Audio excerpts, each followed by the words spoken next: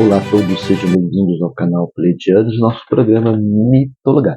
Nós estamos falando sobre mitologia folclórica do Brasil e hoje a lenda é do Negrinho do Pastoreio, né?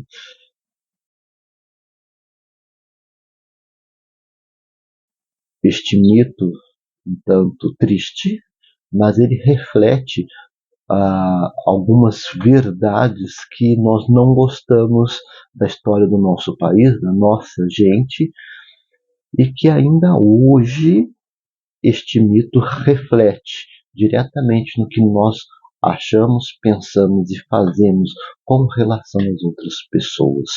Bem, a lenda do Negrinho do Pastoreio é um dos mitos mais conhecidos do nosso folclore, do mito folclórico brasileiro, especialmente na região sul do país. A história surgiu no século XIX e tem suas raízes na cultura africana e na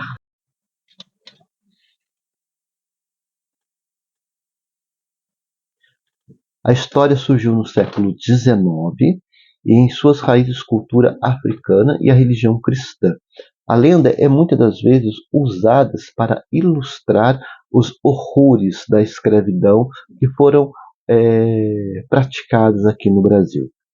Embora haja variações, mas o centro da história é esta. Um fazendeiro, cruel e avarento, tinha um jovem escravo chamado Negrinho, que era responsável por cuidar dos cavalos. Um dia, o fazendeiro o castigou brutalmente depois que um cavalo, o baio, fugiu. Ele chicoteou o Negrinho e o abandonou amarrado sobre um formigueiro. No dia seguinte, o fazendeiro foi até o local, esperando encontrar o menino morto, mas, para sua surpresa, o Negrinho estava ileso, com a pele lisa e sem nenhuma marca. Ao seu lado estava a Virgem Maria, a padroeira do garoto. O Negrinho, montado num cavalo que havia fugido, partiu cavalgando com a tropilha. A lenda diz que desde então o Negrinho do Pastoreio se tornou um protetor daqueles que perdem objetos. A tradição popular afirma que, se você perder algo, pode acender uma vela para o Negrinho perto de um formigueiro e pedir a ele que o ajude a encontrar o que você perdeu. Em algumas versões, ele entrega o objeto em troca de uma vela, que ele leva para a Virgem Maria. A lenda do Negrinho do Pastoreio já é por si só bastante sombria e a tragédia em sua versão original, especialmente se tratar de um jovem escravo que sofreu uma punição cruel e desumana. O aspecto mais macabro da história reside justamente no castigo infligido pelo seu dono, no caso, o fazendeiro. Essa cena de um menino indefeso sendo deixado para morrer de uma forma tão lenta e dolorosa é ponto central da lenda. A história de terror não vem de uma criatura maligna ou de um monstro, mas sim da própria maldade humana. O fazendeiro, movido pela ganância e pela raiva, age com uma crueldade que choca e nos aterroriza. A redenção na forma de Nossa Senhora, salvando o Negrinho, é o que transforma essa história de terror em uma lenda de esperança. No entanto, o sofrimento inicial do menino é tão intenso que a história permanece como uma crítica social profunda aos horrores da escravidão. Embora não existam versões populares que o transformem em um ser demoníaco ou vingativo, o mito ganha um tom mais sombrio na tradição oral, onde conta-se que o fazendeiro arrependido e tomado pelo pânico ao ver o Negrinho ileso e a Virgem Maria enlouquece completamente, sendo sua punição eterna. O mito do Negrinho do Pastoreio é uma história de fé, justiça e redenção, e ele simboliza a esperança e a proteção para os inocentes e oprimidos, transformando a dor de um passado trágico em um símbolo de auxílio e compaixão. Nós temos que compreender, quando nós ouvimos essa história, ela retrata, sim, o aspecto mais sombrio da maldade humana pode produzir. que é a escravidão. Não somente pelo fato de tirar uma pessoa de sua terra, de seu país, de seu continente, e trazer para uma outra terra, uma outra língua, uma outra cultura, mas muito mais do que esta agressão, que por si só já é extrema, nós temos o lado pior, que é escravização.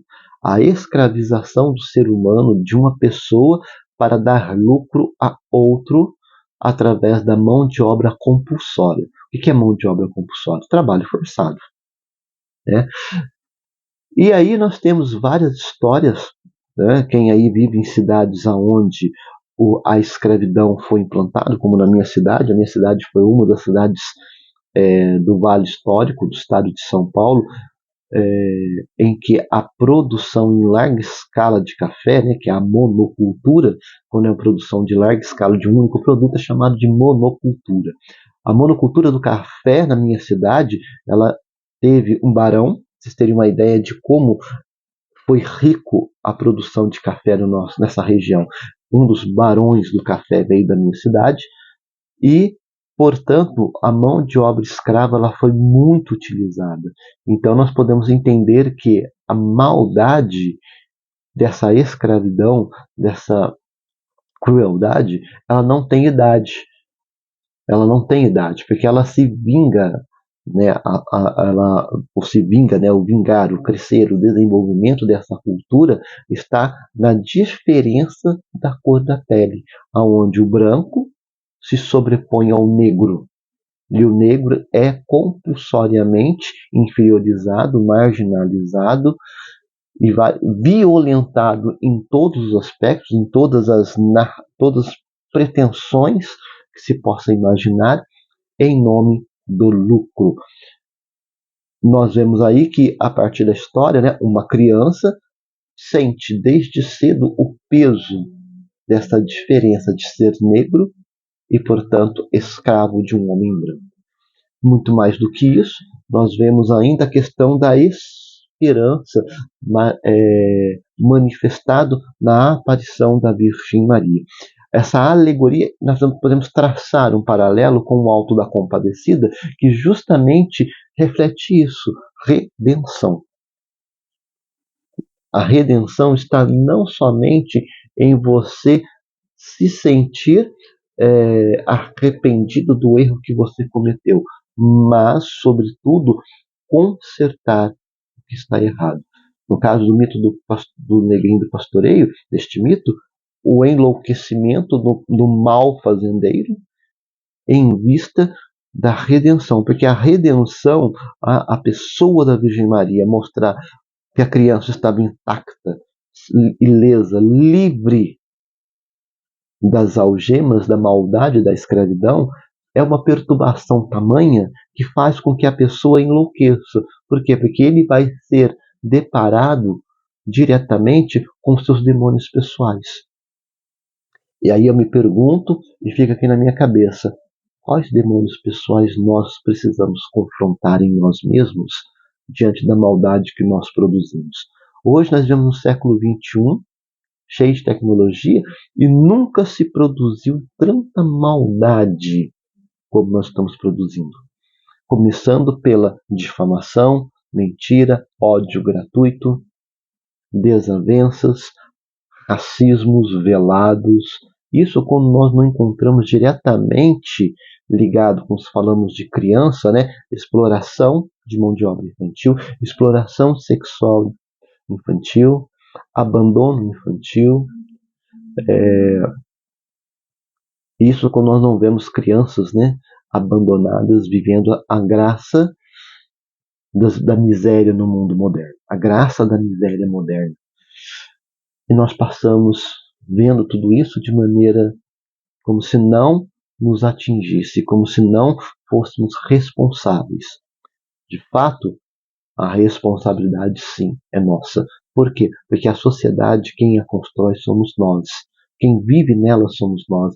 E, portanto, se a sociedade ela está doente, ela está marginalizando, ela está empurrando pessoas para a marginalidade da vida, a culpa é minha e sua. por omissão. Às vezes por omissão, para nós ficarmos, caladinho, porque nós não temos problema meu. Nós temos que compreender que toda vez que nós nos silenciamos diante de uma injustiça social, nós alimentamos essa injustiça. Toda vez que nós sabemos que uma criança é explorada, seja qual for a situação, e nós nos calamos, nós estamos chancelando, nós damos vazão, estamos concordando com este crime. Da mesma maneira como causa animal, né, que está crescendo muito no nosso Brasil, graças a Deus está crescendo muito. Quando nós vemos algum tipo de maltrato animal e ficamos quietos, nós estamos dando aval para continuar com este crime. Nós estamos achando bonito, nós estamos achando legal, nós estamos achando justo esse tipo de crime. Então, o Negrinho do Pastoreio, este mito, muito mais do que a história em si, ela remete muito mais àquilo que está nas entrelinhas, a aceitação do que é errado, a manutenção do que é errado, a diversificação do que é errado e, principalmente, o nosso silêncio diante dessas coisas. Basta você sair porta fora da sua casa para ver uma série de situações erradas e que nós nos silenciamos. E quando nós resolvemos abrir a nossa boca, nós abrimos a boca para coisas erradas, não para a coisa certa. Por quê? Porque o errado no mundo moderno, diante de fake news, diante de mentirada, diante de manutenção da mentira, né, que é o jardim da manutenção da mentira, acaba justificando que o errado ele é sobreposto ao que é certo, que o errado tem mais garantias do que o que é certo, que o errado é muito mais justificável do que é certo. Desde quando o errado se tornou certo? Desde quando ser ruim se tornou certo? É a mesma coisa se você pegar um fato histórico real e distorcê-lo para justificar alguma crítica sobre aquela história. Uma das coisas que nós temos visto de maneira um pouco meio alarmante, eu espero que sirva de consciência para as pessoas que façam isso, que estão fazendo isso, não façam mais, é tornar a história de Cristo para justificar a maldade, para justificar o ódio, justificar a injustiça, justificar a xenofobia. Uma vez o franciscão, saudoso Papa Francisco, disse que se Jesus Cristo estivesse no mundo moderno, ele seria morto mais rápido ainda. Por quê? Porque a ideia cristológica é de que você olhe para o que está errado e conserte, e mude. Só que quando nós olhamos para o que está errado hoje, ela está misturada a uma série de maquinações diversificadas, principalmente naquilo que se diz de dinheiro, por detrás de toda essa maquinação está o dinheiro, está o lucro. Lembre-se do próprio mito, a escravidão é o quê? Para gerar lucro a alguém. Senão não teria necessidade de criar escravidão. Escravidão para quê? Se não é para gerar lucro. Então o que acontece? Está gerando lucro, esse lucro justifica todo e qualquer tipo de crueldade, mesmo aquela crueldade que distorce algo que deveria ajudar as pessoas a melhorarem como seres humanos, que é a própria vida, por exemplo. Quer ver outra distorção? A própria moralidade. A moralidade já foi distorcida. Por quê? Porque a partir do momento que isso daqui entra em jogo, o dinheiro ele entra em jogo, ele passa a ser o avaliador do que é certo e o que é errado, nós abrimos espaço para poder fazer maldade. E nós chancelamos a maldade, porque chancelando essa maldade, eu estou garantindo algum tipo de lucro.